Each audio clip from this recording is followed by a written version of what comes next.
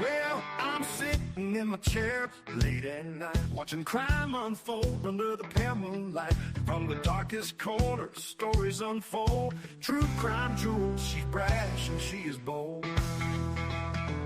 On the YouTube screen, we're digging deep into the mysteries that never sleep.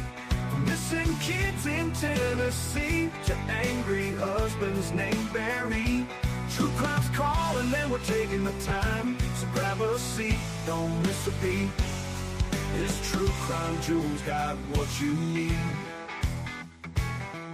From missing people to twisted minds, we're unraveling secrets old Barry tried to hide. Every clue, every twist and turn. In the world of crime, there's always more to learn. On the YouTube screen, we're digging deep into the mysteries that never sleep. From Christopher's anger to Stephen Fisher's lies, the truth is calling and justice won't be denied. So grab a seat, don't miss a beat. True Crime Jewels on the YouTube streets.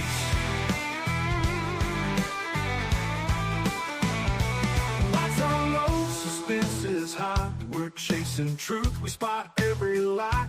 Step into the darkness, hold on tight. Two flashlights out there in the dead of night. On the YouTube screen, we're digging deep. Barry Morphew's case is high. A boy in Tennessee won't be left behind.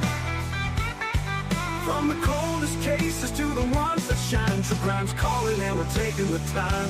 So grab a seat, don't miss a beat. This True Crime Jewels got what you need. We're always watching Barry and waiting for the truth. In the world of crime, we discuss the proof. So hit that play and join the ride on this true crime journey. Join Jewels of Thought and our gemstone family.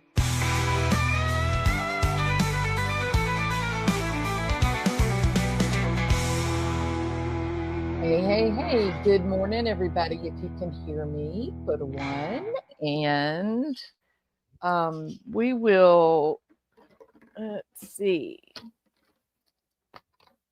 I should have tried this. I wasn't even thinking about it when I set up the live stream. Let's see what I do if I mess things up. Do this. Give me just a second. I'm gonna try something. You might be better sound. So just give me 1 second. Let's see what happens. I may have to restart after I do this.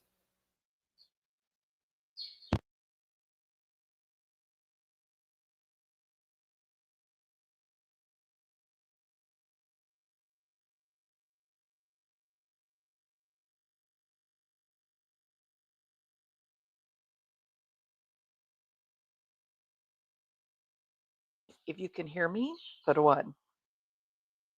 I know I turned my microphone off for a minute, but I should be back now. If you can hear me, put a 1. Oh, yay! All right, it's getting on up. Good morning, everybody. Good morning. It's good to see you, Denise Harris. You're number 1 today. You started the day out as number 1. Kelly O'Neill, welcome. Skidinona, Team Doocy Doo 222. Okay, so I don't like to do the roll call, right? Hey Zelda, I don't like to do the roll call. It seems like it takes a lot of time, right? And people just want to stop at the video and get started and get into the information. So I titled this live, Foodie Beauty Sees the Light at the End of the Tunnel. And yes, in fact, she is sitting once again in the dark. You really got to have some sympathy for this poor woman, right? She is in it literally up to her eyeballs, the dark, that is. Look, I don't know how long she can keep doing this. I don't know how long she can keep doing this new content that she's come out with. She started her channel. She grew a large channel. She's got 100,000 plus subscribers. I believe it's 109,000 now. And when she started this, she was very active, right? She went out into the area in which she lived, and she did all kinds of crazy antics, or she toured places local, like little museums and such. She played and acted goofy, danced like in a very ostentatious way. Dance. She shaved her head live on screen one day. Um, all kinds of crazy things. Like big personality, big body, big entertainment. She had people talking. You know what I mean? And there were no restrictions on what she could or would talk about. She would do anything. I mean, a lot of times it was crass and it was inappropriate, right? But the point is, she was putting out content that other people were interested in. Maybe they were in amazement, maybe their jaw was hanging to the ground. It went from being sort of informative and interesting, something new and unique, all the way over to lol cows type of content, right? She's got a big personality. She sees the world in a very strange and different way. And when she is unfettered, she can let that personality out, and people find her interesting, either good or bad. Maybe there were a lot of hate watchers and they watched because they found her to be very unique and quirky. Maybe other people watched her because they enjoyed the life, the excitement, the energy that she was bringing to the table. But the point being, this woman built up a channel of 109,000 people, not by following the rules. You know what I mean? All right. Now she has married a Syrian man who is kind of curious, a little worrisome for me when I look at the psychology of the whole thing. He he does not attend mosque. He doesn't attend mosque. They are presenting something that is categorically untrue, and that is that he is a very successful businessman. That is just not reality. And the way that we know that that's not reality is that people that he was friends with have come out and told the truth about the situation. And so at this point now, he doesn't attend mosque, but he demands that Foodie Beauty dress and present herself as Muslima. He's making her follow the guidelines for what Muslima would be expected in the ways that she would be expected to behave. But he does not have that corresponding Muslim way about him, right? About himself. When they were in Kuwait, he in the beginning he was trying to be a YouTube star. And I think that was a big attraction for him, for Foodie. I think he thought that he would be able to use her to build up his YouTube presence, like people getting to know him and that they would like him, and that he would set up his own channel. And in fact, they did set up an individual channel for him as well as a couples channel, and neither of those channels really took off. And the reality is that most people did not like him, right?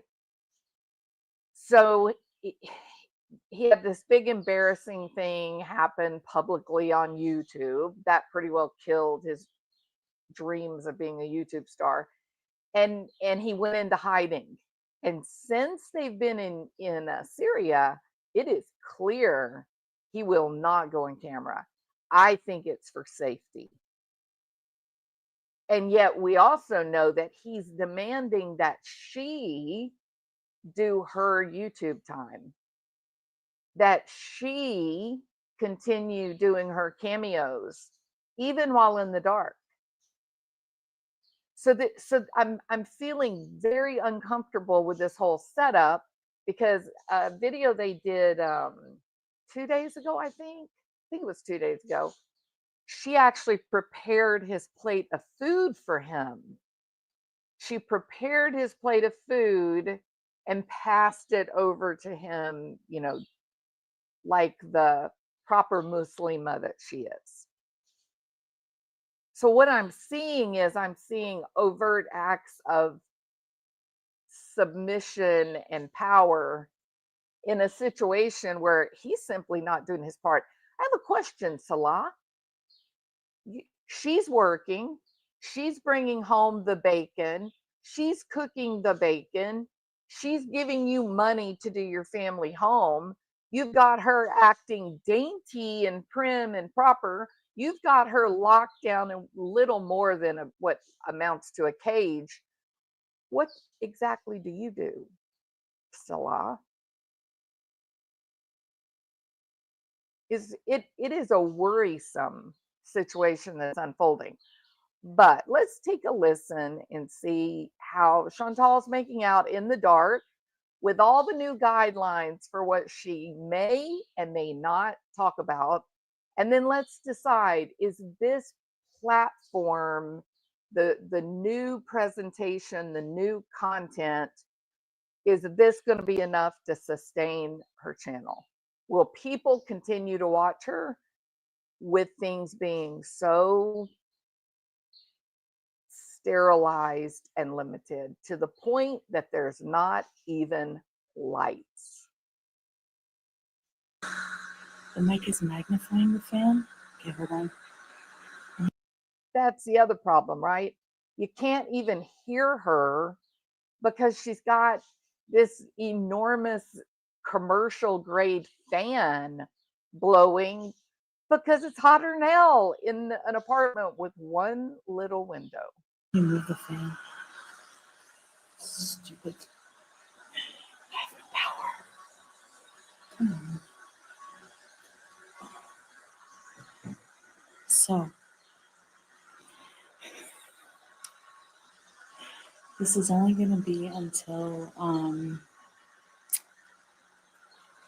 2. And then we'll have government power, and then we'll be able to, no, it's hot. It's friggin'.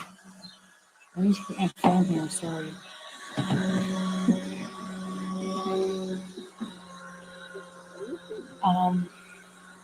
Like, this is You guys crazy. hear the fan? There's a nice breeze coming in, but ghost story bees. Hey, breezes. Used to pee at Pickham camping. I know. Looks like crap. I don't blame you guys.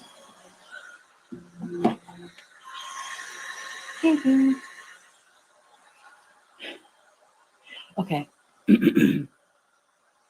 I'm trying to balance the fan noise and everything, so yeah. Anyways. Hey, Nina.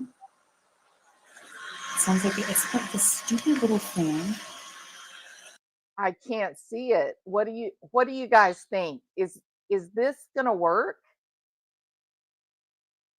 Most of the time I'm not on camera. I used to be on camera all the time. Like, I did the whole deal. Put my makeup on, I fixed my hair right in front of the camera, right? And about the only thing that did was made it really easy for people to bully, right? Like, that was really about the only thing it did. I'm not a 20-year-old beauty. I'm an old lady. So I'm not really sure what my countenance, how that brings any kind of value to the channel. I don't know. Maybe it makes it more interesting when you can see the person that's talking to you. But I find this to be more distracting than just a simple, like, vlogging kind of podcast platform, right? Where you're just listening because the person is presenting information. I listen to podcasts all the time. You don't see people's faces, you don't see activity. You're just listening to ideas, correct? This is so different though. because she can't talk about anything. Oh, can y'all hold on just a minute? Bill has to say something. Just 1 minute.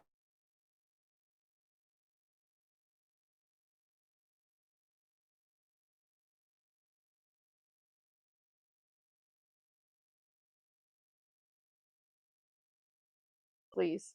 Thank you. Okay, sorry about that, y'all. He was making eggs and he wanted to know if I wanted eggs on Sunday morning. And I said, no, thank you. Wasn't that nice of him? Okay, so back on point. So I listen to podcasts, and those are podcasts, that's where people are presenting information that is interesting in some way, right? This is not even that. She has no ability, thank you so much. She has no ability to go out and like show play, like even when they were in Kuwait, she could go to the beach, she could ride around town, people would laugh about her driving, she would go to restaurants, people were interested in what they were seeing and what she was doing. This, there's nothing. There's nothing interesting to look at, and she has so many limits now on what she can say. Um, what are we going to talk about? Let's see what kind of topic she comes up with, because basically we're looking at a blank screen. This should be like a podcast format where knowledge or information or something funny and entertaining, music perhaps, where something's being presented that holds people's interest. Let's see. But it's a lifesaver right now. But with thumbnail and a battery pack.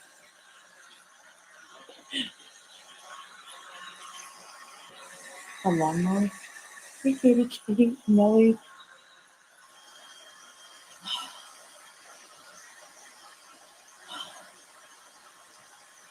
Okay, I gotta find a place for this fan so it's not loud for you guys. What about now? Hey there, Missy Mad. Sounds like a leaf blower. So at 2, okay, right at 2, we're turning the government electric on, and then that will, no, it's a fan. Hey Harper, that will actually charge the solar battery a little bit, so that should be okay. Like, we have a busy day tomorrow. I gotta sleep. I don't know, like, we left the fridge on 40 minutes longer than it should be, and now we have no power early. Hey Babs. I just cannot imagine So, like no this. candles. Hey Missy Med. No So what we're candles. gonna do is get Salah's looking into getting either another battery and another solar panel because we're moving by the end of the month. Hey dollies. Okay, now I want to point something out. No, I were trans. She has been saying that they were moving to the family home. She's been saying this since the day they got there. Like the day that she came on camera and said, surprise, I'm in Syria. She'd been saying, oh, no. This temporary, we're moving to Salah's family home. Now I'm thinking in my mind, this is Syria, okay? Not just Syria. You're actually in the very, very, very worst part of Syria, which is south of Damascus. When I say it's the worst part, it's because it is Al Qaeda controlled. People say, oh, well, Aleppo was the worst. Al Raqqa was the worst. No. You're thinking it's the worst because that's where the two sides were battling, right? That's where they were actively fighting, but they weren't fighting south of Damascus. Why? Because it was an Al Qaeda controlled area. They didn't have to fight anyone. It was Al Qaeda, ISIL, and ISIS. So there's no fighting for it. They own it already. They were fighting for control of Aleppo and Al-Raqqa, because that was predominantly Assad's control of the northern area. Okay, so when I say it's bad down there, here's what I mean. If you're a woman, it's bad. Period. If you're a Christian, it's real, real bad. I mean, look at right now they're exterminating like anyone that they look at and they say you're not Islamic, you're out of here, or you're not the right kind of Islam, right? You're not the right kind of Islam, you get to get killed too. We're wiping you out. It's horrendous what they're doing. And that's my point that I've said before.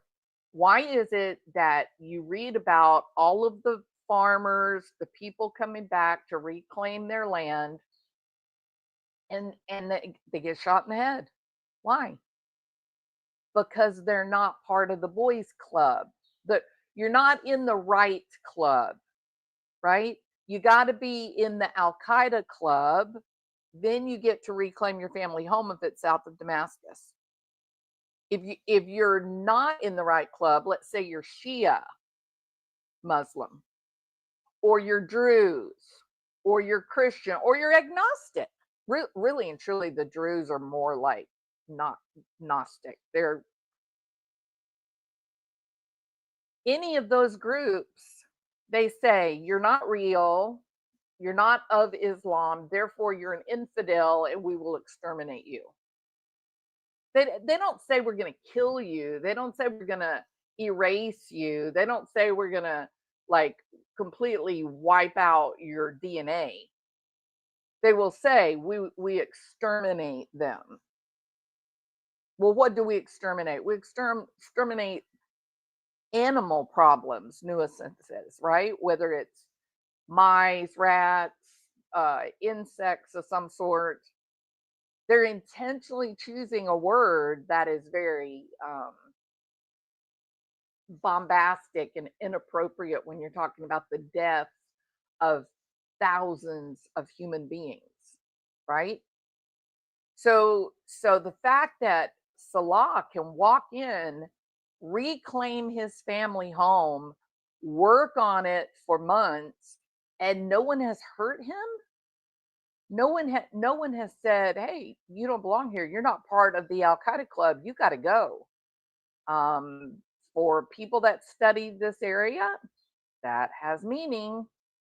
And she just said, this is a video that was made 12 hours ago. She just said, we're moving into his family home at the end of the month. Did she say that, or did she say that? If you heard her say, we are moving at the end of the month, put a 1. Because maybe my ears, I'm just not hearing this right. When she first got Syria, she said, oh, we'll be moving in about 2 weeks. Well, she's been there a lot longer than 2 weeks.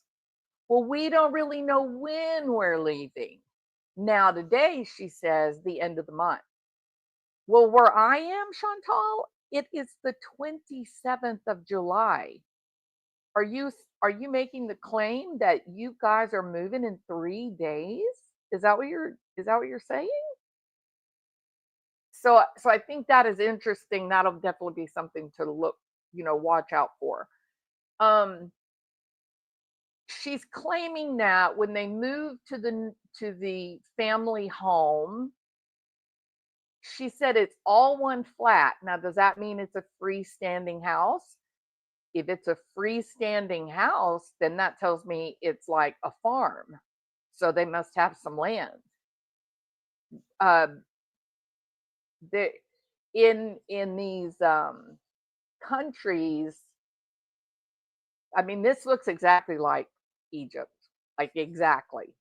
So you have multi-level buildings, apartment buildings where a family will have like one whole floor, right? Well, there's some apartments where there's individual apartments, and then there's villas that are like 3-4 stories, and one family has all of that. the whole 3 or 4 stories, right? E So, is she saying that they're moving, like, to a farm, like, out in the country, away from everything? It's hard for me to kinda get my I can't figure out exactly what it is that she's describing.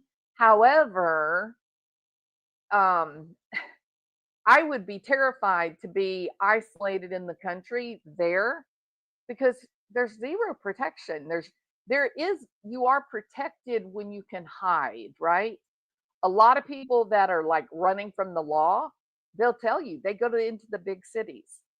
The more people around you, the easier it is to blend in. You're not noticeable.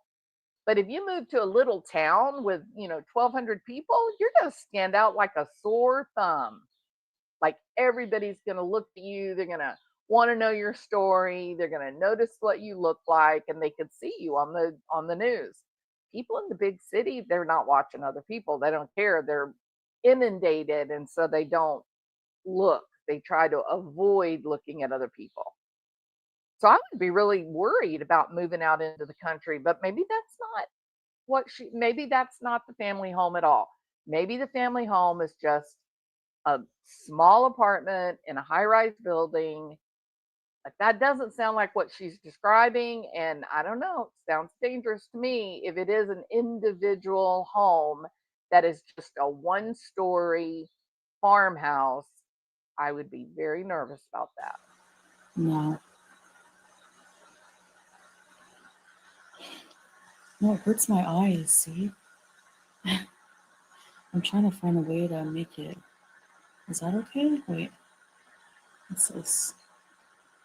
Maybe this way? I look like that vampire from Bram Stoker's Dracula when she's in that white coffin costume.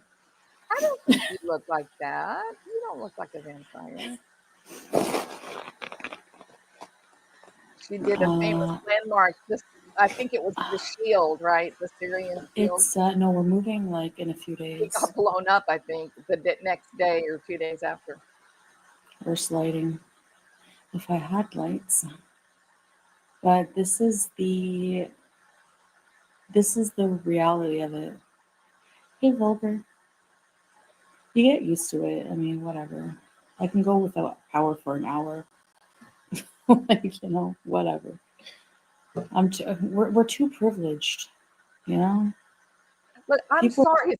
I gotta tell you, Foodie, I'm just gonna own this, okay? I don't feel too privileged.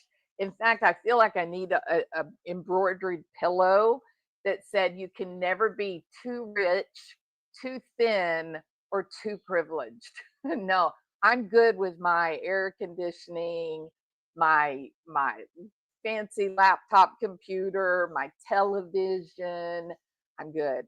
I You can never be too privileged. Who agrees with me? If you agree, put a one. You can never be too thin, too rich, or too privileged. a lot of people don't. They get 4 hours. Is it 5? 4 hours of electricity a day. Hey, Habibi. Thanks, Millie. So, Yeah, I whatever. know I the had stress electric of all it. day. Yeah. We're moving into Salah's house. He has a family house.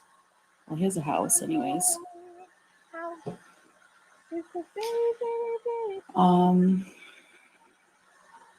He's gonna I see wish about you would, Velma. I would installing love that. a AC, which will be nice. That would be so fun. You can never be Installers, you can too really see the rich, bags too under my thin, eyes too. or Hey, have too much did I privilege. get KFG? The girlfriend's experience. Hey, Let It Be, my favorite song in the Yes, whole we're world is moving Let away It from here. Hey, Vanessa. This place was just supposed to be temporary. Like, it's just like a furnished rental. Well, it's kind of furnished, Foodie. It's almost like a used couch warehouse. You don't have any electricity. You don't have any air conditioning. You don't have any windows. You don't have a refrigerator. You don't have running water. it's sort of like a used sofa warehouse, but it's cheap. No, the house is empty. The thumbnail, no. I didn't have KFG today, no. I'll tell you one thing I did notice with Foodie.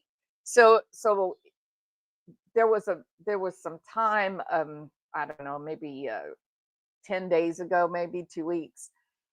She has these creases from the edges of her eyes over to her temples, right?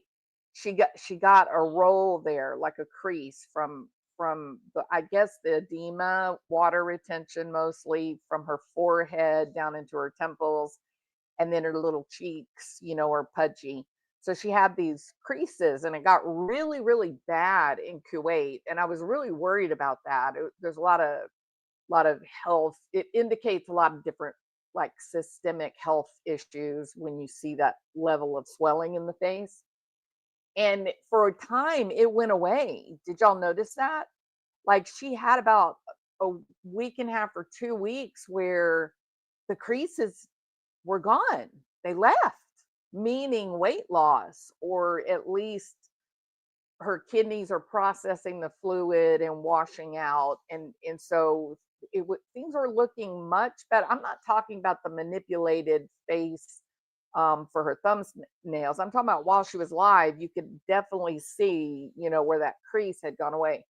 I noticed tonight it's back. You can see it back, but we also know she's now discovered food. When she first got there, she wasn't eating very much. They didn't really know where to get their food. Now they have found restaurants, fast food, local. It's almost all fried. Why? Because poor countries are capitalizing on caloric value. They're offering food that has concentrated high energy carbs and sugar, because people are poor, and a little bit of food has got to go a long way to keep everybody alive, right?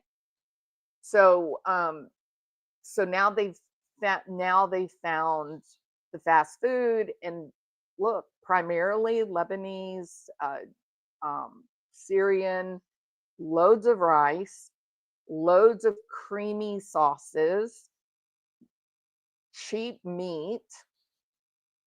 It's all fried.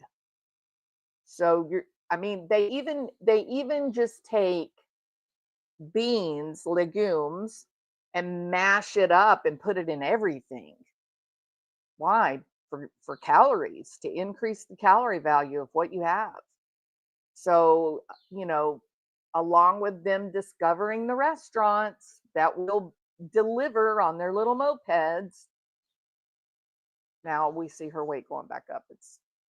I'm really, really concerned, because look here, Chantal, you get sick where you're at, you're going to be in a lot of trouble. You're not going to have Western medicine there like you had in Kuwait, or even like you would have in Lebanon, like high quality, knowledgeable people. Most of those doctors in Lebanon, Egypt, Jordan, they're educated in either they went to medical school in the United States, or maybe England, or France. You're just not going to have that. It's going to be really uncomfortable. Not really, Nina. Look at the bags. Oh my gosh. Is that bags or lines, or what is it? Wrinkles?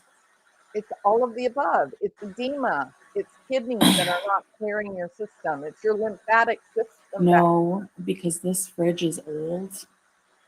He said something about having to get an inverter for, I don't know. Yeah, they're But calorie dense. there's going to be a fridge and everything where we're going. It's, yeah. We're going out to see the sights soon. Salah can't really walk much because of his toe surgery, but very soon. Do you regret moving to Syria? No. I don't regret it. And like, I cannot believe my cat is here as well. Like,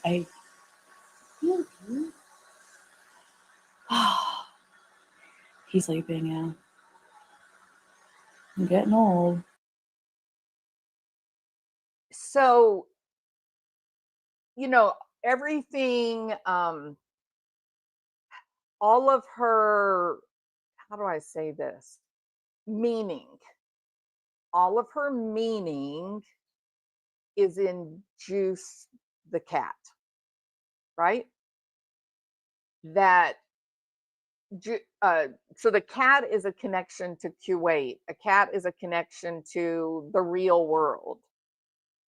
And so as she sits in this apartment where there's raw wires hanging out of the wall in the kitchen, no refrigerator, no running water, as she sits surrounded by just destruction, right? She's convincing herself that this is normal, that it's normal. It's actually a it's good for her character if she does not have things like clean running water, hot showers, healthy, clean, refrigerated food. She's convincing herself that this is optimal, this is good for her, the person, that this is good for her character, and this is good for her moral development. Well, Foodie, there's a reason that refrigeration was developed, invented, and perfected. It's called death. Because when your food it becomes a breeding ground for bacteria or viruses, you die. The refrigeration was a factor that began the upper climb of age and how long a person was expected to survive and live. There was a time in this world, Foodie, where people died in their 30s. So the fact that refrigeration was developed, that was actually a key critical event or period of time that increased our lifespan. With refrigeration, people now live longer. You know what the other thing was that increased your life expectancy historically? Do you know what that was, Chantal? Medication, medical knowledge, surgery, being able to, when your kidneys quit working, for there to be educated people that know how to make them start working again. So, along with medical knowledge, the production of modern chemistry for pharmaceuticals that keep you alive, healthy, clean, fresh food, and refrigeration. You know what the number 5 is on the list? Sewage. Sewage increased lifespan as there became an infrastructure, a proper way to dispose of human waste. People's lifespan increased. Look where you are sitting, Chantal. Stop this nonsense about how this situation that you are currently in is actually making you a better person. That you are no longer evil because you don't have privilege anymore. Now you are living, nearly, I wouldn't say you are, but nearly back into the Stone Age. Now somehow you're a better person. You've been cleansed. Think about this, your sewage problem. Now you showed that hole in the ground and you kept saying, we have a Western toilet. We have a Western toilet. I see absolutely no indication whatsoever to believe that to be true. Why would someone have an apartment that doesn't have a refrigerator, doesn't have any electricity, doesn't have solar panels for proper size solar panels to energize the building? Why would anyone believe that they would put out the money, the incredible expenditure of buying a Western toilet and then having it installed properly with the proper plumbing? Why would they do that, Chantal, exactly? That they wouldn't, would they? Like, let's really think this through. A country that has been in the middle of all out war or civil war for 20 years. Why would they not put in proper refrigeration, proper heating and cooling in a place like Syria? Why would they say, we're going to save all our money and we're going to buy Western toilets for our apartments? Why would they do that? They have the toilet installed that every one of those people in that area of the world is accustomed to. That's what they use. It actually is, it's not just a hole in the floor that looks like a bicycle seat. If you look, if you were able to, if it was cleaned, it's not clean or it wouldn't smell that horrible. But if you actually took the time to look at it, you would see that there's actually like a porcelain, it's like a porcelain bowl that underneath the rim of that bicycle looking seat thing. It's a porcelain bowl. It's a type of toilet. It's not an outhouse in your house. This, if you notice, it's tiled properly all the way up to the edge. And if you looked at it, you would see the bowl. There's also a drainage on the, just like you have in your shower, there'll be a drain in the middle of that bathroom floor and a spigot.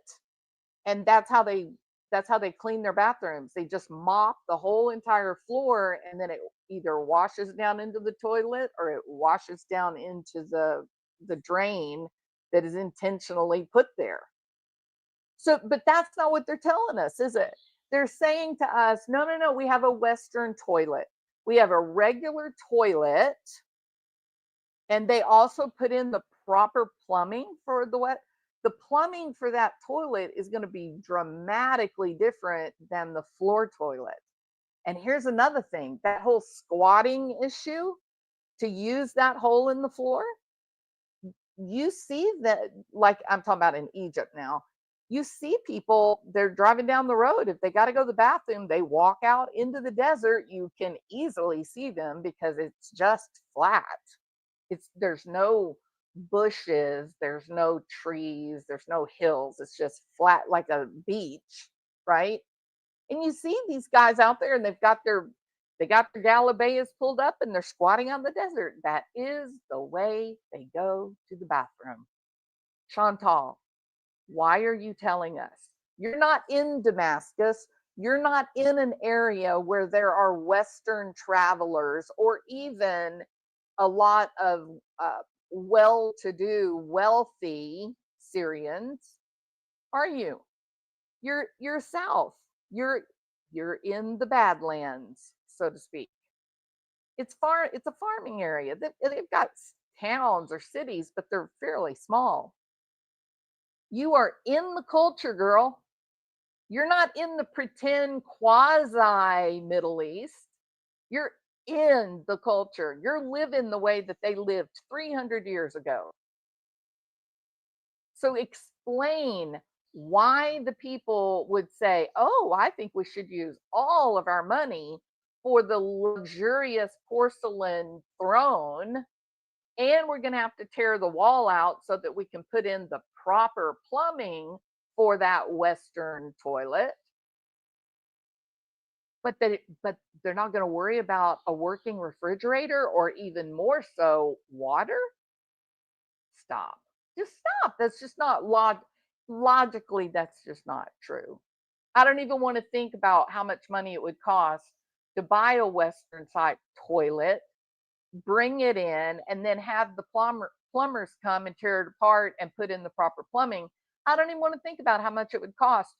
These people 100% would rather have the proper solar setup to to actually run the building. That would be far, far, far, far, far more desirable for safety and health than a toilet that's above the ground. They grew up squatting to go to the bathroom. That is the way they go to the bathroom. So no, Chantal, I don't believe you. I just don't. And I don't know why you choose these things.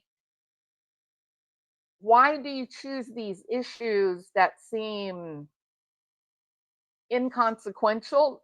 In truth, nobody cares about your bathroom. Nobody cares about what kind of toilet you have. No one cares. But you brought that up. You want to know why? Because that toilet on the floor is very important to her. It would be weird for me and you to have to squat, but for her, I don't know if she can squat to do it. I don't know if Salah made a chair and cut the bottom out of it. I don't know how. It's none of my business, frankly. But my point being, she won't tell you the truth because of how it appears. I think Salah has made very clear guidelines to her. You don't embarrass me anymore. You don't do these things. Talk about the things I don't want you talking about. Revealing information about our lives, telling information about our surrounding area. I think she has been so completely muffled that she just simply can't think of anything to talk about. And if she does talk about something, I think half of it is probably a lie. I don't know how this is going to turn out. But as of today, she says they're moving to the new house by the end of the month, which is in 3-4 days. 30 days has September, April, May. Oh, so 31 days, 4 days. So we'll see. But I'm telling you, I'm worried about her. And remember, Chantal, safety is a huge issue. The refrigeration, hot water, being able to take a shower every day, those are basics. Those are not, that is not privilege. That is not luxury. That is necessary. It's that song by Neil Young, and I'm getting old. Hey, Tracy. Yeah, I know, Zelda. He doesn't think it's a good idea. I suggested traveling to like Malaysia for a few months. They have some pretty like luxury apartments there, but he was like affordable too. But he wants to stay here and like fix up the house. He's like, I'll get you a Do you know why? Let's talk about this for a minute. She's trying to come up with solutions because she knows that this is not healthy. She understands how she's feeling, right? Better than we do, certainly. She knows that she's struggling. She knows that. And yet he gets a damn toenail removed. Listen to this. I got to be snarky for a minute because I'm just disgusted by him. He gets a toenail removed. A toenail, people. Do you know that there are people that walk in, they get their toenail removed, and then they go and, do a 4-hour trial as an attorney? Okay, having your toenail removed is not surgery, Chantal. it's it's not bitterly painful. Sure, it's uncomfortable, and you take some Tylenol or even better, ibuprofen, And then the next day there's no discomfort unless it gets, infected, which it very well could where you guys are living.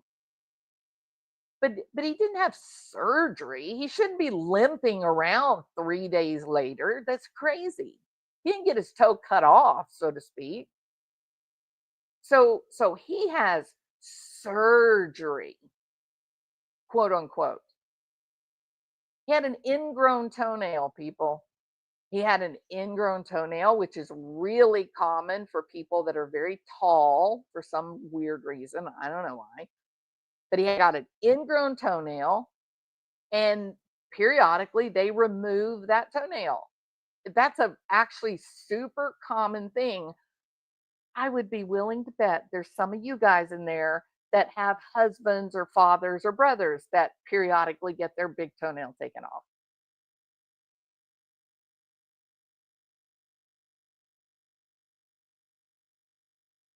But she, at 500, 400, 500 pounds, and diabetic, not properly medicated, she, no air conditioning, 400 something pounds, and you don't have any air conditioning, you're in trouble.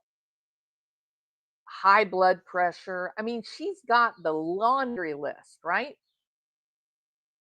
She's saying, I need some help here. The heat is too much. I can't. I'm not good, and I don't have fresh running water. I need to be drinking loads of water. I need to be eating baked chicken, not fried chicken mash. It's going to kill me. And he says, no, no, no, no, no, no. I don't want to do that. I want to stay here. I want to stay and work on my family home. Okay, why would that be, do you think? Like, what do y'all guess? Why is he saying no to Malaysia for just a couple of months, just until the heat goes down? Why is he saying no? Why is he saying that he has to stay there and work on the home? You can live just fine without a toenail, for sure. He keeps getting pilonidal cysts. That's a sign of bad hygiene. Oh my God. I didn't know he was getting those cysts, Jennifer. Blech. She might be 400 pounds based on the doctor. Oh no, she's probably maybe 450. I can't do the heat either. My boss last night said, "Oh, that little fan of yours really puts out cold air." You're like, "I'm going to kill you if you say that." He feels like a big man there with her Western money. Yeah. So I think that's actually what's it. I believe that he's telling her no on, traveling to a place that he's able to travel with his Syrian passport, traveling to a place where at least there is infrastructure in place, right? Uh, Running water, air conditioning, refrigerated food, medical care. I think he's saying no because of this. I think all he can think about is Chantal very well could die any minute, but just from her size and her health issues. And he needs her YouTube coin to get the house livable. That's what I think it's about. I think he realizes when she goes, I have no money. When Chantal is finished and goes to heaven, I'm done. I have nothing, and I am in Syria, and I have no hopes of making money unless I become a drug dealer. I mean, I don't know if that's true, but it's a joke. So I think he recognizes that. And that Western YouTube coin, it goes a long way in things like plaster and concrete work and marble on your floor. Getting a proper solar system set up so that you can at least run your kitchen, 24 hours. He's under the gun in terms of time, because as soon as she's gone, his money is finito. So I think that is I think that's what's driving this. And you've got to just wonder, does that go through Chantal's head? Like, is she thinking clearly about the situation she's putting herself in? That's the I also think that after all this, everything that's happened, I think that he has a lot of affection for Chantal. I think he's developed affection for her and he does feel close to her. I don't think it's a torrid love affair, right? I don't think it's your stereotypical, marriage sexual partner thing. I think that he feels very grateful to her that she has been able to really change his life in terms of standard of living. And I also think that when he had that really horribly embarrassing event with Kybella, I think that her being forgiving of him, I think he had not ever experienced that before. I think he had known like a lot of shame and a lot of embarrassment. I think he's used to hiding, coming from Syria and all, everything. His dad probably really, you know, drove a, message into his head that, we're here in Syria, in Kuwait as guests, that can be taken away from us in a moment. You've got to walk a thin line, buddy. Don't break the rules. Don't screw it up. Don't mess it up. And ultimately, he did, mess it up. But I really think that when the Kybella thing happened, I think it scared him, and he said, "Damn, I've lost my money. Like that was my one chance at being able to get the family house livable, so at least I won't be homeless." And I think it scared him. And then she forgave him. And I think he was like, "Wow, she's a good friend to me. She's loyal to me." And that, I don't care who you are. If someone is loyal to you, you feel connected to them. You feel a certain level of responsibility toward them. So I don't believe this. Oh, it's all, just her money and nothing else. No, I do think that he has developed affection, but I also hate that I see this kind of power, ever widening power gap, that she is growing more and more and more and more submissive to him, but she's the one that's making all the money. She's making the money. She's the one who actually has an identity. She has a job and she has esteem. People on YouTube really like her. I don't mean everyone, but yeah, she is well loved in her community. What a celeb! Nobody likes the guy. Everybody looks at him as an ultimate grifter. Everybody can see that he didn't care who the woman would be that he would ultimately exploit. He just needed someone that he could either get access to the West or that they would have money, because he had no hope of making any on his own. Now, the fact that he ended up getting someone that's making YouTube coin, someone who can travel and be anywhere in the world and still make that money, that was just like gravy, right? That was just like, whoa, I hit the jackpot. So I do think he has affection for her, but I think that he is under pressure knowing when Chantal is gone, the money stops. And so I've got to get my house done, finished. I need all the luxuries in it. I need everything I'm ever going to need, because when Chantal is dead, she's dead. It's over. Right. So he's got big dreams. He's going to make that house a palace for whatever it is. We don't know what it actually looks like. Right.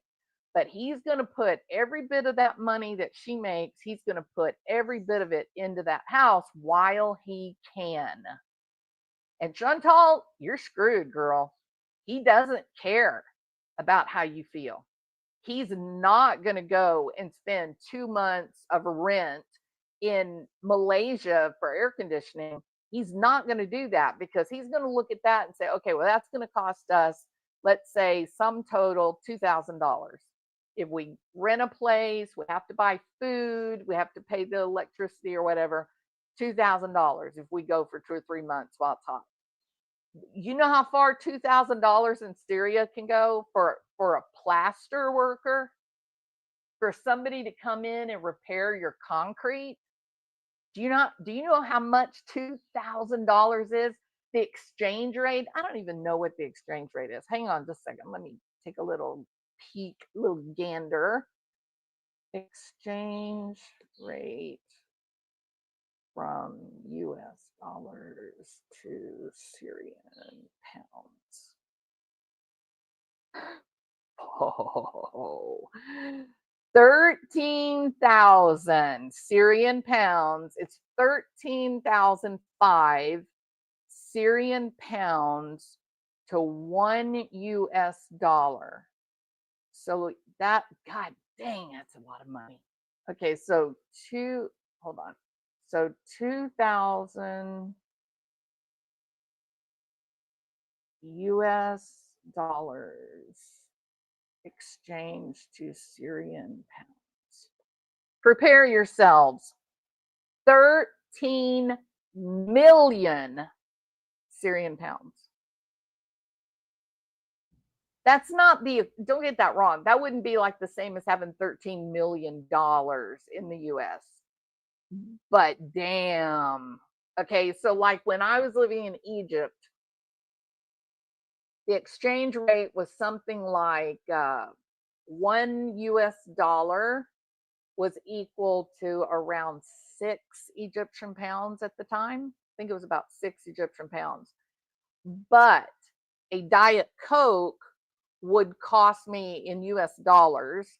A Diet Coke would cost me about 35, 45 cents, depending on where you would get it, right? So the equivalent would be 35, 45 cents. Whereas here in the United States, it was like, I don't know, $1.50. So do the math on that. You could buy a lot of Diet Cokes for $100 compared to what you could, like, maybe you could get 100 bottles of Coke in the United States, but that same amount of money would buy you like 180 Diet Cokes in Egypt. So 13 million Syrian pounds just for that 2,000 American dollars for a couple of months in Malaysia, Thailand, or something. Okay. That $2,000 might be this fancy big ass solar system that would run the whole house 24 hours a day. What would you want to do with your money? Would you want to take $2,000 and blow it in a couple of months and it's gone forever? Or would you take that $2,000 and put in the big ass solar system that's going to be there for the next 15, 20 years? What would you do? I know what I'd do. So make no mistake about it. I think every decision that he's making is all about getting the work done on the house because he's on borrowed time. He is a desperate guy. And as soon as Chantal is gone, whether her health problems catch up to her or whether she goes back to Canada for whatever reason, he's finished. There's no more money. He goes into survival mode at that point. 1 IQD on the US 4X is 0.00076. Yep. I mean, it's most men before early 30s married with children. What is wrong with him? I have ideas. 0. I think I know what I believe. I believe that he's currently living with his best friend. I think Chantal is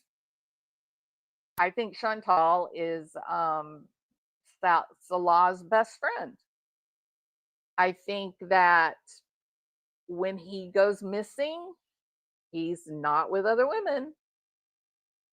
And I think that he has genuine affection for Chantal, but I don't think that they're, you know, I think that she's very important to him. And I think he genuinely likes her and loves her and they have fun together. I think all of that is real. They did, Bunny. They sure did. They met online on her channel. There is questions about him having a child because of some pictures that were on his Facebook. But I don't know. And I don't stalk people. I hadn't gone and looked at all her stuff. I looked at his because I suspected that he had ties to some bad people. But yeah, I'm not going to sit and look at other people's Facebooks. So I don't know what the pictures were, but I did hear people say they thought that there was a child. But look, in truth, that could have been his sister's child. Could have been a friend of his child. Maybe he did have a wife and they divorced. Maybe he's got a wife right now. I don't know. I don't know. But I'm just telling you what some of my thoughts are as I watch this absolutely fascinating story unfold. I can't understand. I cannot understand her putting herself in this situation. And I cannot understand him allowing her. Look, the reality is she would have given him the money even if he forced her to stay in Canada.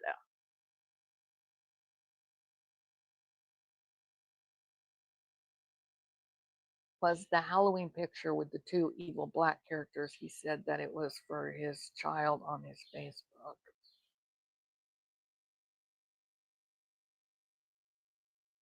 It was for his child on Facebook. Oh, I don't know. I don't know what that is. I don't know that story, Zelda. It's like my great granny's program she watched after lunch, but it's way better. I mean, that's it, right? Zero regrets. It's just that it's such a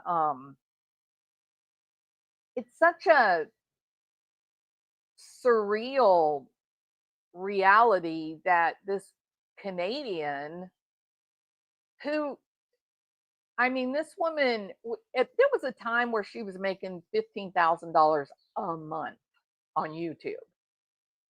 She was buying clothing. I mean, she just bought crap all the time. That's all. Just bought. Food, big food, like expensive restaurants, It's so crazy that she would be willing to leave all of that, the good food, the air conditioning, the luxury villa, um, that she'd be willing to leave all that to end up with him in Syria, literally the worst place on the planet. Like, what in the world was she thinking? Why is he so important that she needs to be there? She'll say, here's what she says: I love him. He's my family. Okay, I met my husband when I was a child. We grew up together. There's only been a limited period of time in my life, maybe about a 5-year span, maybe, yeah, about 5-year span of time where we weren't together. I understand what love is. I'm not going to follow him to Syria to get bombed or shot or die of dysentery. I understand what love is, but I also understand that there's responsible behavior. And when Salah says to you, Chantal, do not come, let me get the family home ready for us so that when you come here, you can be comfortable, because right now it's awful. Why wouldn't you let him do that? It's just, it's a very, to her, he is a possession. She paid for him. Unfortunately, Jennifer, I think you may be exactly right about that. She looks at this as this is her life that she has built with her YouTube coin. And we heard it the night he said, You have 6 expiring cameos. One has already expired and one will be expired in 6 hours or something, or 3 hours. You need to get them done. And she says, I'm sorry. She apologizes to him. What the hell you apologize? You want to know something, Chantal? When I have a patient that cancels their appointment, I don't look at my husband and say, oh, I'm sorry. I'm so sorry. That's going to be 1 hour of payment that we don't get. I'm so sorry, honey. Absolutely not. He would think that I was insane if I did that. It's just crazy. But she did. She looked at him. She apologized. She said, I'm sorry. And then she said, but I can't do them because we don't have any lights. And do you know what Salah said? I will hold a flashlight for you. And she starts laughing. She's like, they're paying $30 for a cameo. I can't do that with a flashlight. And then he starts laughing, right? But was that because the camera was rolling? No, no, no. Make no mistake about it. He is now fully in charge of her money. He is telling her when to work, how long to work. She said it. She has to get up. She has to set her alarm. She has to get up at 2 o'clock in the morning and do her lives and record her cameos at his direction. Chantal, you've lost everything, honey. You've lost your career. He's taken it over. You are now his employee. He is taking your money. He's given you a couple of meals, a couple of fried food meals to keep you happy. But the bulk of the money, he's putting into his family home. Not your family home, his family home. He's telling you, oh, we're going to put in a very nice solar system. For how long? How long do you expect to live there? When he no longer, like when it's only about the money, what will you do when you're no longer his friend and his supporter, but now you become very ill and now you are a drain on the family finances? Then what happens to you? And look, she has her cat. She's being told to do these crazy middle of the night flashlight lives and cameos. And she has to ask his permission to get Kentucky Fried Goat. I do think that's what the KFG stands for. I think it's Kentucky Fried Goat. Goat is actually a huge staple in that part of the world. It's a cheap meat and goats eat anything, so you can keep them alive with very little nutrition. So I do think KFG is Kentucky Fried Goat. I don't know, Chantal. I just don't understand what it is that you're doing here. I don't understand what happens 2 years from now, 5 years from now. How long do you believe that people are going to continue to watch these crazy lives in the middle of the dark when you're not allowed to talk about anything? It's so clear that you've been given guidelines. Don't talk about the situation that's happening around you. Don't talk about the places you go. Don't talk about where you are. Don't show anything. Why do you believe people are going to continue to come and watch your channel when your channel was built on a lifestyle where you were active and you were flamboyant and you were ostentatious and sometimes you were obnoxious? Why are people going to continue to come and watch this when it makes them feel sad for you? They feel sad. They feel worried. There are a few young people, I think, or a few people that they themselves wish that they had a love that say, oh, it's so romantic that you would follow him to Syria. Oh, Salah's so cute and he's so funny. No, he's not funny. That laugh that he does is it's not natural. It's not normal. And it's done to say, hey, please, someone look at me. Please, I need someone to notice me. I feel so insignificant and small. I need someone somehow to just any attention, even if it's bad attention. That is what that laugh is. And now you're even giving up your own laugh so you can try to laugh like he does, Chantal. You've given up everything. You have nothing but the little cat. I don't know how you think this is going to end well. How are you taking care of your health? How are you taking care of your diabetes, your high blood pressure, your physical weight, the bulk of your body? How are you taking care of your mental health? You've put yourself in a prison with a man that is robbing you of your essence, of your identity. How long can this be sustained? Yeah, of course she can take her hijab off in front of him. Absolutely.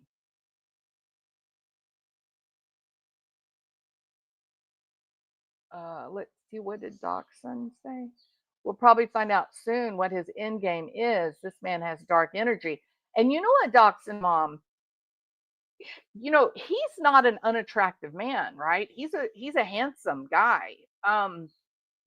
Why is it that everyone feels put off by him? Why is it that anyone that watches him, sees him, listens to him talk, goes, ooh, ooh, yuck? Like, I don't know what's wrong with him, but I don't like him. He's handsome, but he sure makes me uncomfortable. Barry Morphew is exactly that same kind of guy.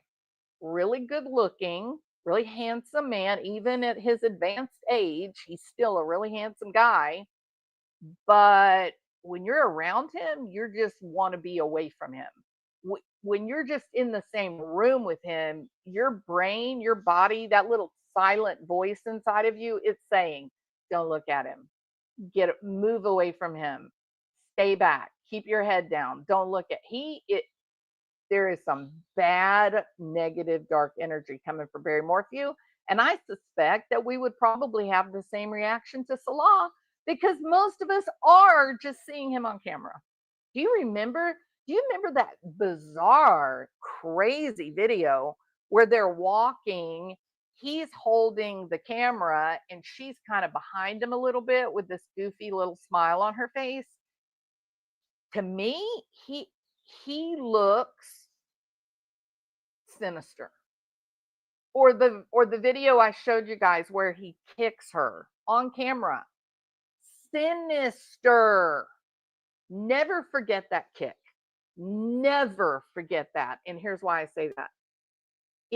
It was done. He did not know her very long. The camera was rolling and he still didn't think that it was inappropriate to physically assault a woman he didn't know, a woman with the camera rolling so the whole world could see it. He didn't care, did he? So what will he do when the camera is off and the doors are shut? What will he do? And Spiteful Lynn is 100% on target with this. Absolutely, Lynn. The content of what he said, like, it was horrible that he did this. He's a dumbass for doing it with one of her subscribers. How crazy is that, right? But the fact that he did it with a subscriber, meaning I don't think he cared if he got caught. Number two, the content of what he said was so absolutely it was violent, and it was it blasphemous. I mean, blasphemous on a level of psychopathic, right?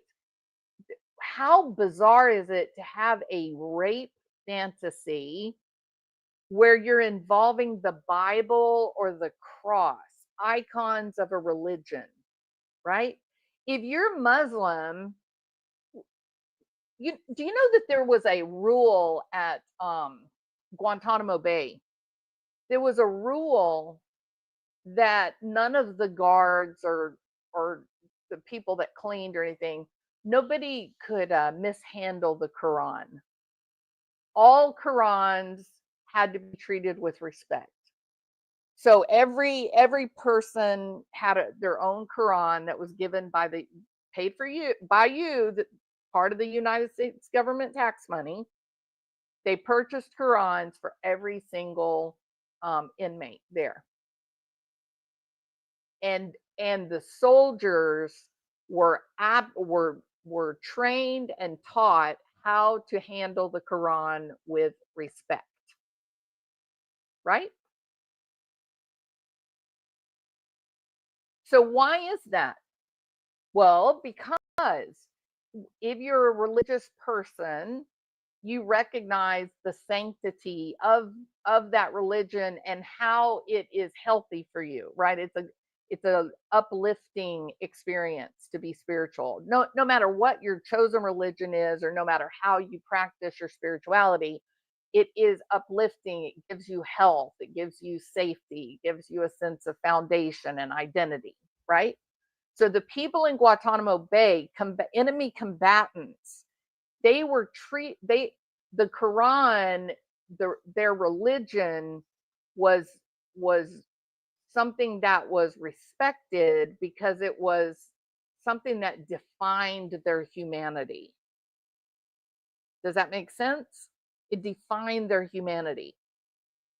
So in the blasphemy, nobody would speak against Allah, because Allah is exactly the same as God. So you wouldn't speak out against Allah unless you would be the kind of person willing to speak out against God. So for him to include in his great fantasies, for him to do that, to include religious icons, not to mention playing around with excrement and urine, to get sexually aroused by blasphemous behavior, with obscenity, legal obscenity, to get sexually aroused by blasphemous, obscene behavior, to get sexually aroused by playing with excrement, by getting sexually aroused by urine, images of sadism and masochism. Please, somebody explain to me what kind of man he is. I'll wait. You don't need a psychological breakdown. All you got to have is good sense to know this is a man who has capability to be horrifically brutal.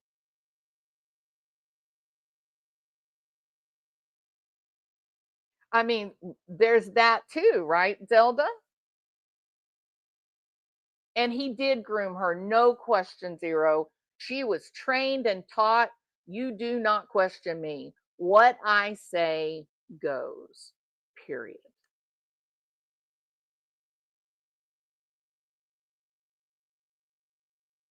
And he put himself above God in those messages. Exactly. Absolutely.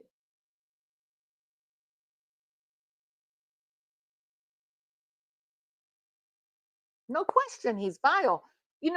One of the things, another factor that would indicate the type of person he is, would how many of you would say, let's think about this a second, how to do it.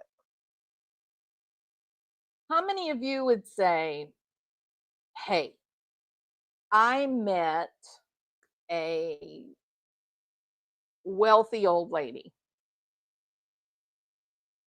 and what I'm going to do, I'm going to trick her into thinking that I want to be her friend. So I'm going to make her some cakes and some cookies. I'm gonna make some chicken and dumplings every week. I'm gonna start going over there and taking her all kinds of fresh food, and I'm gonna mow her grass, and I'm gonna clean her house for no money, nothing, nothing. And then when she can't live without me, I'm going to talk her into making me the sole beneficiary of her will. She's not going to leave anything to her kids. She's going to leave it all to me because I'm going to trick her. Do you think you'd be a good person to do that? Or do you think you'd have to be a slimy, horrible psychopath? You'd have to be a really bad person to do that, right? To just completely negate the feelings and the life experience and the sacred relationships between a child and a mother. That's him. That's who he is. He literally got online and he said, I'm going to find a Western woman that is going to be really old or really unattractive or have some kind of problem, that I can manipulate her and promise her profound love just so that I can benefit financially, or, even to move to the West. I've got to find my meal ticket. That right there suggests psychopath. Yeah, he's looking for the return on his investment. Yeah. But I do also, I stand by what I said earlier today. I do think that he has developed affection for her, right? No, she does not have children, St. Elmo.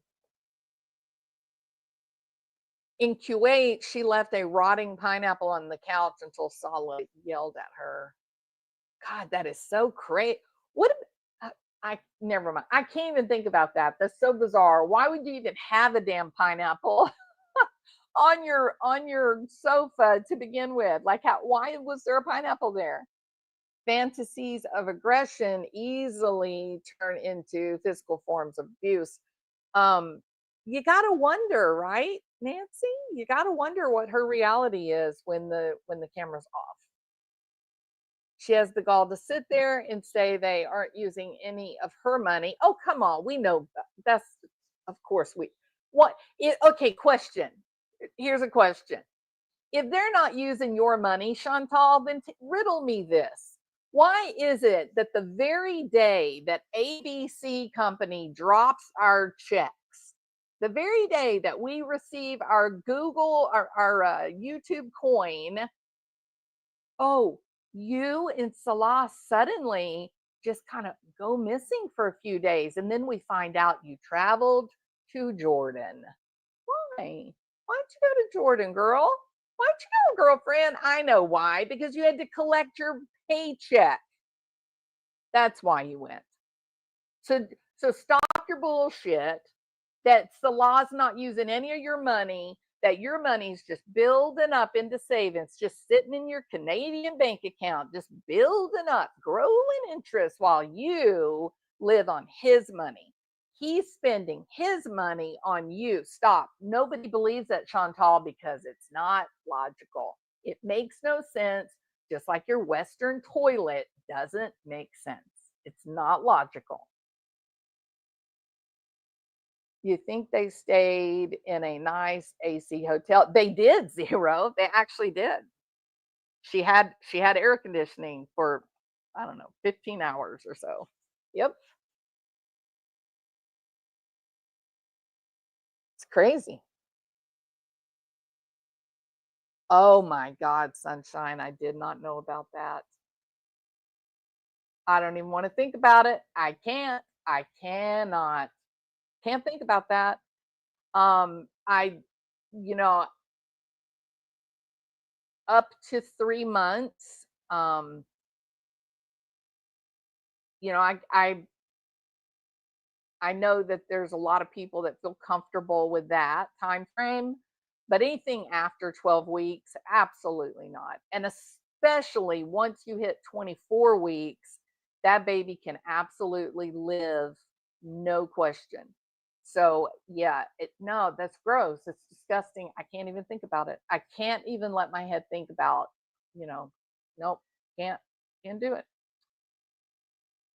Um yeah, they did stay. Regret moving to Syria. Micro expression told, oh, I didn't see that, sweet Melissa. I'm gonna have to go back and find that and watch it again. Usually I watch for micro expressions, but I'm not really with this video. An AC, Mostly because everything it's you in the want dark. to be comfortable. But I don't know. I mean, it's like we have maybe another couple months, but we'll see about the AC anyways. Hey, Lens Trends. Wait, another couple months? Didn't you just say you're moving to his house at the end of the month? Didn't she say that? What the hell is she talking about? Another couple of months? What? Hang on, Batman. He doesn't think it's a good idea. I suggested traveling to like Malaysia for a few months. They have some pretty like luxury apartments there, but he was like affordable too. But he wants to stay here and like fix up the house. He's like, I'll get you an AC, everything you want to be comfortable. But I don't know. I mean, it's like we have maybe another couple months, but we'll see about the AC anyways. Hey, Lens Trends. Is anyone else confused, or am I the only one confused? 27 weeks. My God. That's monstrous. That's a monster. Ugh. Yuck. Yeah, she does butterflies. You got to have electricity to run an air conditioner, girlfriend. I mean, I'm sure he will get you an air conditioner, but will it run? That's crazy. So I'm confused. At the beginning of this, she says we're moving to his family home at the end of the month. That's what she said, clear as day. Now she's saying they have another couple of months. Chantal, are you on drugs? Are you drunk? His Are you house is high? not like, you know, there's one window in this apartment and it's on the top floor. So his house is like level and it's like there's windows everywhere. So us Westerners are spoiled. Yeah, for sure we are. For sure. Wrong, wrong, wrong, wrong. We are not spoiled. We are healthy. Okay, let's keep that straight in our head. And we don't kill one another. Well, some people kill, but we don't drop bombs on each other, do we? We don't drop bombs on each other. We don't stand around with our machine guns in the middle of the street so we can machine gun down someone that has the wrong religion. We don't do that, Chantal. And we actually do have refrigeration so that our food remains clean and healthy. We have the ability to have healthy meat that we can then bake and not fry. We have access to clean running water so that we can take a proper shower or bath and get ourselves clean. We don't have, that's not privilege, that is basic life sustenance, Chantal. Your bullshit on how, oh, we have so much privilege. That is brainwashing. You are being brainwashed to accept what is unacceptable. This is unacceptable. And thank goodness that there's no children involved, because this is unacceptable. And I'm afraid you're going to find out the hard way just exactly what Salah values. It is your YouTube coin. He recognizes he's got to get the house ready. He's got to get it to a point that he likes. And then he's got to save every penny he can for when you are gone. Okay. Thailand's at war. Yeah, I heard that, Lan. I don't. Tracy is nice to people. No, we don't want to go back. No, we're not going back to Kuwait. That arc is over.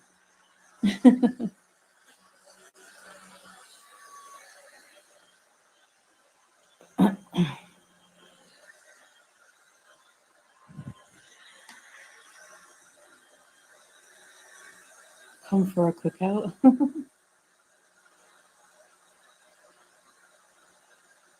Yeah, I sort of miss McDonald's. When I saw someone eating it today, I was like, you know, You miss McDonald's? Categorically one of the foods actually proven to kill you. You miss that. Like there was actually a full-on study where the guy was living with cameras 24/7 and all he did was eat McDonald's for breakfast, lunch, dinner, followed by a team of doctors. They took him out, they ended the experiment. They took him out of the experiment because his body was dying. And that's what you miss? Really? yeah, the electricity's out. Hey, Emma. Cool cat, no.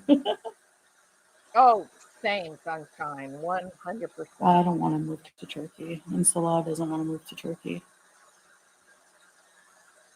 Nothing against Turkey, just, You know what? it's gonna Salah. be,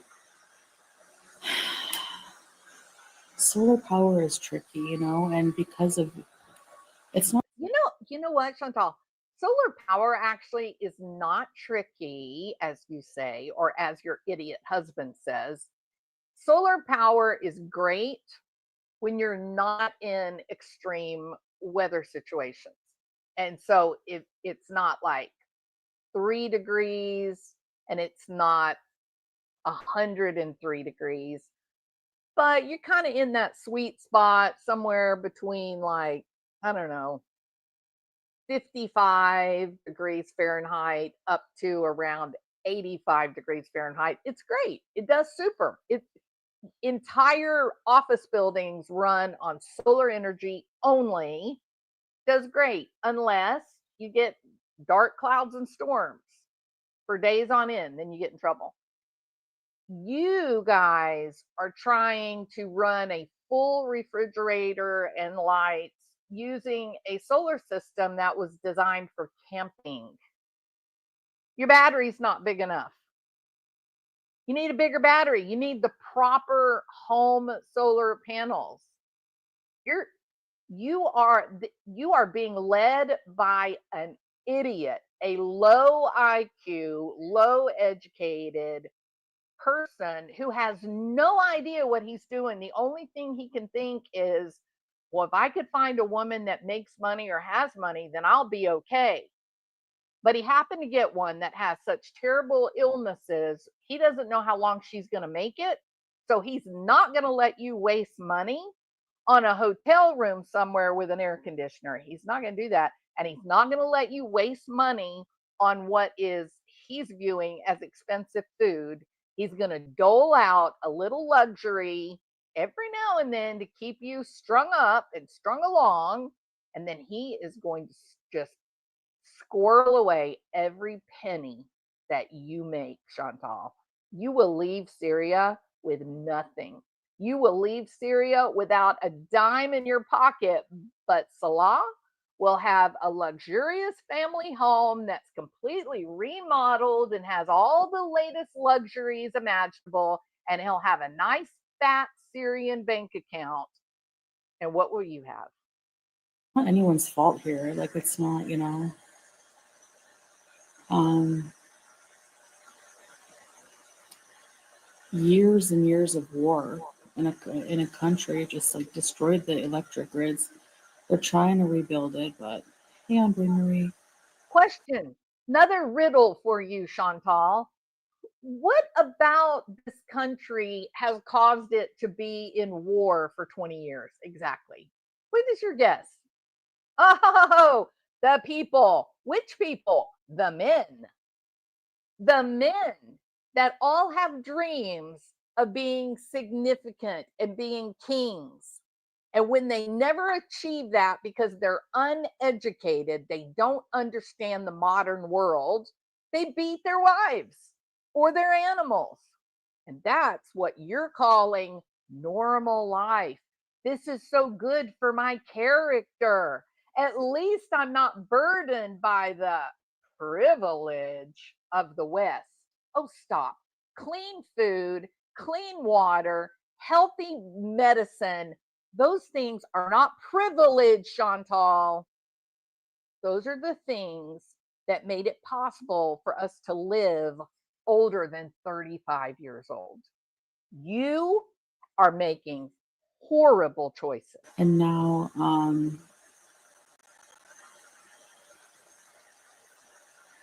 what was I gonna say? When we move, we're gonna like get extra battery and stuff. You know. Did you have Kevin for dinner? So yeah, if he gets an AC, it won't be an issue. That's pretty much the only thing I really miss. Obviously, I don't know. They have good food here, you know. Yeah, no electricity for another 45 minutes or so. And then we'll have a good hour. And then, I'll probably get off so that, hey, ABCD, I can use that power from the battery to power the CPAP and the fans. Truly love the people of Syria, the traditions, how resilient the people are. So she said she's got 45 minutes to go, and then the government electricity comes on for 1 hour. 1 hour. What's she going to use that for? Her CPAP, so she can sleep and not die while she sleeps. Okay, Chantal, again, let's think our way through this, okay? What would happen if you lost 20% of your weight, your body's weight? What would happen to your sleep apnea? Oh, I know, it would be gone. You don't even have to lose all of your excess weight. You don't have to lose the whole kit and caboodle. All you got to lose is 20% of your body weight, and you no longer need to waste electricity on your CPAP. Now, I know something else about that area that you live in. The area that you live in has shitty meat. Like the meat is horrible. Chicken's good, but the beef and stuff, it's just awful. It's goat meat. But what you do have is access to the best vegetables and fruits anywhere in the world. You're getting that Egyptian, you're getting the Egyptian produce, Lebanese produce. It's unbelievable. Unbelievable. Strawberries the size of apples and 10 times sweeter. Like great, like you can't even imagine unless you've been there to see it, right? Lettuce is bigger than, a basketball. So my question is, why don't you just quit with all of the fried foods and just focus on eating the fruit and vegetables? Lose 20% of your body weight, then you don't need the CPAP machine. Then you have extra to run some lights. I don't know. So, where are the survival instincts for Chantal? She seems to have none. Yeah, right. Exactly. Yeah, I I have that have other too, man. They're flashlights. great, This is a right? lighter. It's I have amazing. other flashlights, but I don't know where they are. Yeah. Right, Amy Joe? I don't want to exactly, you know. Uh, hey, little nitty.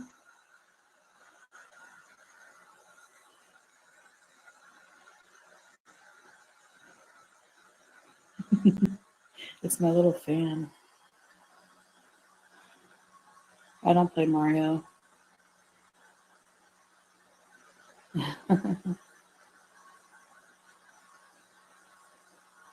Yeah, Barbara, exactly. Like, we might still travel, but I don't know. We'll see. It's There's a never lot we want to traveling do again, here. Like, girlfriend.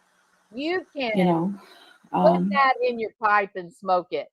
That man is never going to travel again. And you want to know why, Chantal? Because he's not going to spend any penny that he doesn't have to. You're it for him. He's finished now. There's no job, there's no career. He has nothing. This is it for him.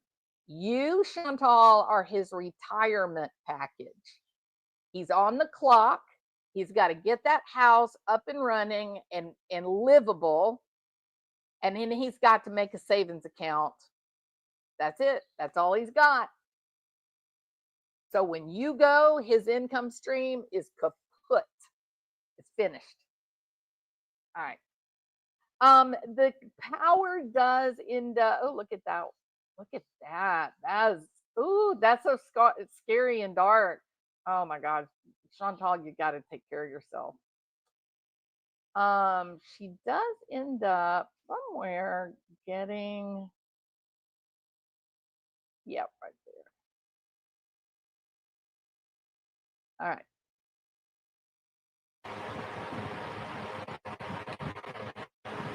So she gets her life. This angle though. Can you hear the fan? And you see what I mean? Oh, that stopped at a blurry. Okay. So you can see beside her eye right here, you can see that I think her filter just kicked on. There it is.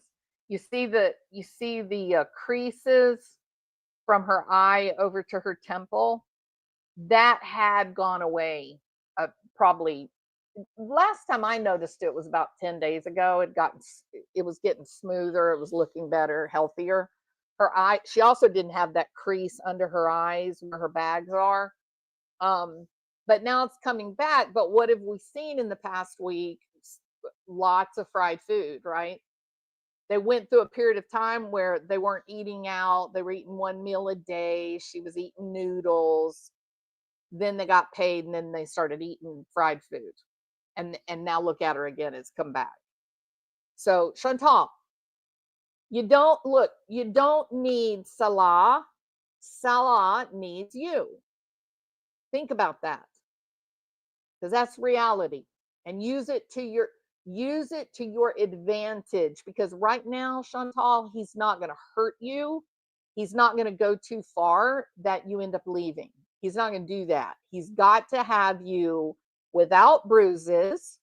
He's got to have you a bit happy so that he can at least force you to keep making your videos, right? He can't beat her up, at least not where the bruises can show. And if he hurts her too bad, she's not going to be able to go live because everybody will notice if there's something wrong with her. So he's got to be really strategic about how badly he mistreats her. He's got to be friendly to her and make her feel valued. She's got to believe that he loves her. Otherwise, his paycheck is shit. So, Chantal, you've got to start using logic. You've got to think your way through this. You got to science your way through this, Chantal, if you hope to ever get out of this and survive this. I can't, for the life of me, I can't believe that once you got to Jordan, I can't believe that you didn't go to the Canadian embassy and get the hell out. I just can't believe you. I can't believe it. I can't believe it. All right. Filter is now on. She has better internet capabilities. Chicken sounds so lovely. If I could do it again, I would move there. Yeah, and I noticed Sunshine Country Chickens is talking about where they live. I kind of think I might know where you guys live, and it's heaven, Sunshine. You live in a very beautiful area.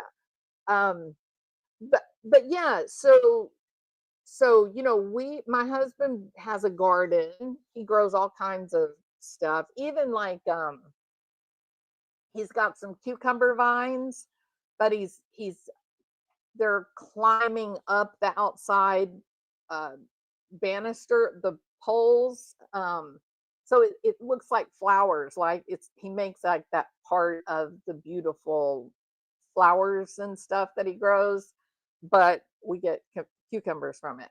So he's got all kinds of food and plants. There's peas and there's corn and there's squash and peppers and cucumbers and what else is there? Oh, cantaloupe, um, all kinds of good food, eggplant. But he grows all that. One of the reasons is because the the commercial foods that they've started selling in the grocery store, they're just using so much pesticide, and now they're putting this sealant on all of the fruit and vegetables. Well, it's plastic. They're putting a layer of plastic on our food now. Forever plastics. They don't leave our body. They stay there forever and ever. So it makes the fruit appear very pretty, makes it look pretty for a longer period of time, but make no mistake about it, you're eating a layer of saran wrap. So we have the fresh food, and then we buy like a half of a cow and put that in the deep freeze. Um, and it's just healthier and it tastes better when it's natural and it's not this overly processed. Even a steak now is not just a steak. They're actually taking pieces of meat that they shape it into what they're going to tell you it is, but it's not. They take the cheaper meat, they shape it, and then they have this enzyme. They call it meat glue. You can Google it, learn about it. It's called meat glue, and they coat it with that, and then that sort of like pulls it all together. And when they put that ribeye steak on your plate, they put that plate down in front of you. You think, "Wow, it's a beautiful ribeye. I'm going to eat it. It's going to be delicious." But then you take a bite of it, and you're like, I think that the ribeyes 10 years ago tasted a lot better. No, you're not eating ribeye. All ribeye tastes the same, okay? If you get a steak and you think, man, they just don't have the yummy food they used to, you're not eating the real deal. You're eating a manufactured version of what looks to be a ribeye, but it's just cheaper meat that's been pushed together. So, my advice: find a find a place to actually go and pick out your cow and slaughter it and tell them what kind of cuts you want and then eat on it for a year, right? Yeah, really gristly and fatty. Yeah, it's not any good at all. Bought an avocado cut into it and it was so rubbery I couldn't eat it, right? It's crazy. What about the bread? How many of you guys remember going to the grocery store with your moms and it was your job to safeguard the bread? Don't mash the bread. Remember that? You don't want to mash down the bread because then it's no good anymore for sandwiches, correct? You had to protect it. I want you right now, go into your kitchen and mash down on your loaf of bread and then watch it puff back up into its original form. And then I want you to ask yourself, how is that possible? Why is it that I can remember the bread of old getting ruined by getting smashed by the avocados, but the new bread, you can sit on the damn thing and within an hour, it's right back up into its full form? Well, because they're putting plastic into it. Yeah, things are crazy, right? That's the other thing. Make your own bread. I promise you this. If you make your own bread, when you mash it down, it will stay mashed down. It should stay mashed down. I buy Ezekiel bread. There's another option, right, Jennifer? Absolutely. Um, we're living too long. Yeah, I don't know what they're doing to us, but the food is not right. Right? It's not right. There's something about the food. It is just getting weirder and weirder. But I know this: when we buy our own cow and we cook that meat, it tastes like I can remember it tasting. A steak is like a steak. It's not without texture or without this special. You know what I've noticed? Milk. Now, when I drink milk, I don't taste the milk. And same thing with the eggs. So my daughter and her husband, they have chickens. And so when I go to her house, when she makes eggs, it's like, oh my God, it's so good. I can remember that same breakfast as a little kid, right? Tastes delicious. The eggs in my refrigerator right now, very little taste. Very little taste. I'm not eating much meat, was raised vegetarian until I got married. Eat meat 3 times a day. Oh yeah, we we are definite carnivores. My little girl, I think she must have been a kindergartner, maybe first grade. I went to the school to pick her up at the end of the day, and the teacher came out and said, "Oh my God, she said the funniest thing today." And I said, "Oh, yeah, she's a funny girl." And she told the teacher that she couldn't eat that. It was some lunch that in the cafeteria. She said, "I can't eat this today. Can I call my mom to bring me some food?" And the teacher was like, "Well, no, it's good. It's just cheese pizza. It's good food. You can eat that." And she said, "No, ma'am." She said, "I'm a carnivore." And she was a carnivore. At the same period of time, little bitty thing, just teeny tiny little thing. We went to Disney World, and we'd been at the parks all day long, right? We were exhausted, just worn out. It was hot, the sun, and everything. Well, when we came back to the hotel, I was like, instead, I was going to order room service.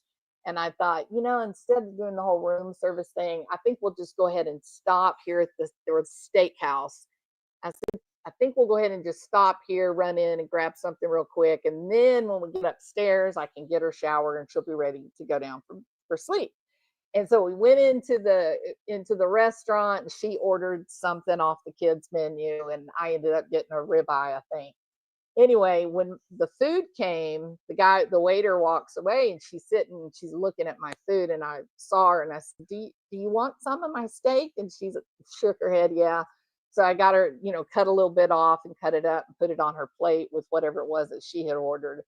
And she had it. It was gone in seconds. And I was like, God, she must be starving. And so I said, do you want some more? And she said, can I order one? And I was like, no, just here, just take it. So I cut up the whole steak. I gave it to her. I took her plate. And I mean, she ate every bit of that steak. Every teeny tiny little girl, just as cute as could be, ate every bite. And when the waiter came back over, he kind of was shocked. He looked at her plate, and then he looked at my plate, looked at her plate, and he looked at me.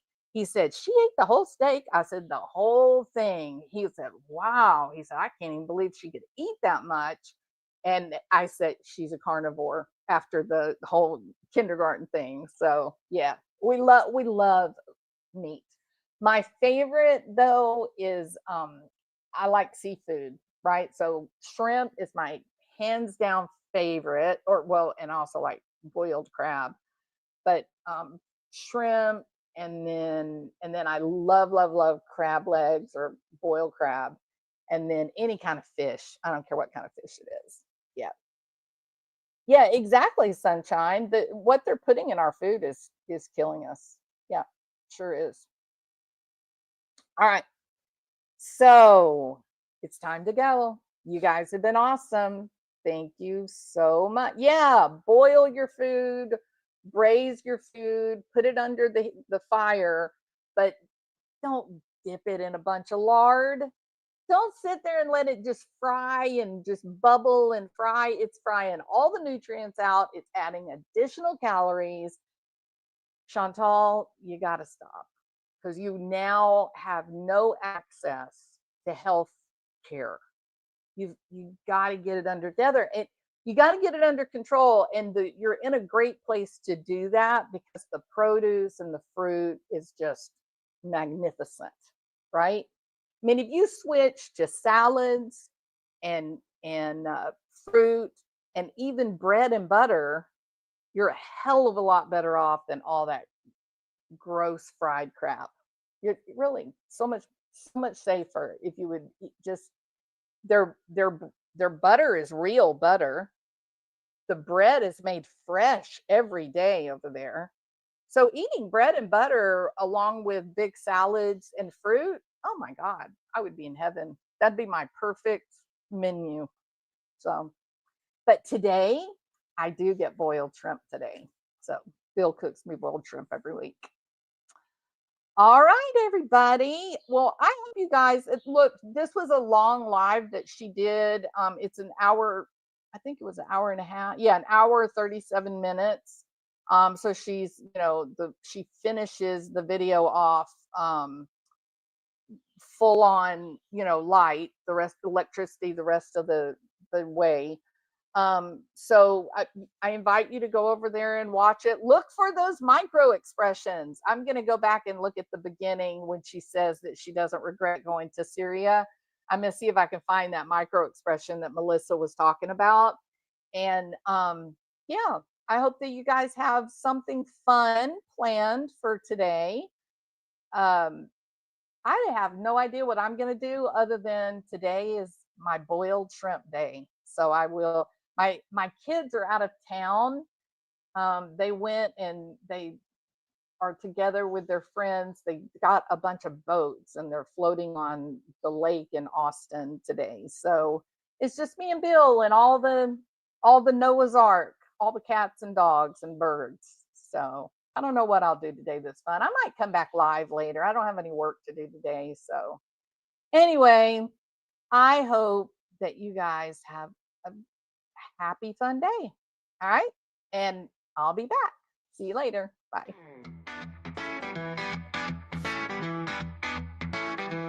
Well, I'm sitting in my chair late at night, watching crime unfold under the pale moonlight. From the darkest corner, stories unfold. True crime jewels, she's brash and she is bold. On the YouTube screen, we're digging deep into the mysteries that never sleep. From missing kids in Tennessee to angry husbands named Barry. True crime's calling and we're taking the time. So grab a seat, don't miss a beat. It's True Crime Jewels got what you need. And subscribe if you wish. From missing people, twisted minds, we're unraveling secrets old buried, tried to hide. Every clue, every twist and turn. In the world of crime, there's always more to learn. On the YouTube screen, we're digging deep into the mysteries that never sleep. From Christopher's anger to Stephen Fisher's lies, the truth is calling and justice won't be denied. So grab a seat, don't miss a beat. True Crime Jewels on the YouTube streets.